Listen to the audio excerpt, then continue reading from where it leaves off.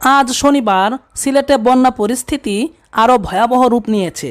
ভারী বর্ষণ ও ভারতের পাহাড়ি ঢলে সিলেট সুনামগঞ্জের পানিবন্দী মানুষেরা অসহায়ত্বের সর্বোচ্চ সীমা অতিক্রম করছেন। ভেঙে যাচ্ছে কাঁচা ঘরবাড়ি, পানির উপর ভাসছে মানুষ, ভাসছে প্রাণী। সীমাহীন দুর্ভোগে থাকা মানুষের পাশাপাশি কষ্ট বেড়েছে গৃহপালিত গবাদি পশুরও। টিনের ঘর ও একতলা ভবনের ছাদ পর্যন্ত পানিতে ডুবে গেছে। মানুষ চরম দুর্ভোগে পড়েছে। যে যেভাবে পারছেন গরু ছাগলগুলোকে উঁচু জায়গাতে নেওয়ার চেষ্টা করছেন।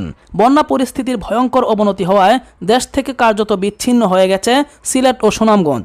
অধিকাংশ এলাকার যোগাযোগ ব্যবস্থা ভেঙে পড়েছে, টেলিফোন নেটওয়ার্ক অকার্যকর হয়ে গেছে। আজ শনিবার সকাল থেকে পুরো সিলেট ও সুনামগঞ্জে বিদ্যুৎ বিচ্ছিন্ন হয়ে গেছে। অর্ধাহারে অনাহারে পানির সাথে যুদ্ধ করছেন সিলেট সুনামগঞ্জের অন্তত 20 লাখ মানুষ। খাদ্য সংকটের পাশাপাশি রয়েছে বিশুদ্ধ পানির তীব্র সংকট। জেলার বিস্তীর্ণ অঞ্চল পানিতে তলিয়ে গেছে।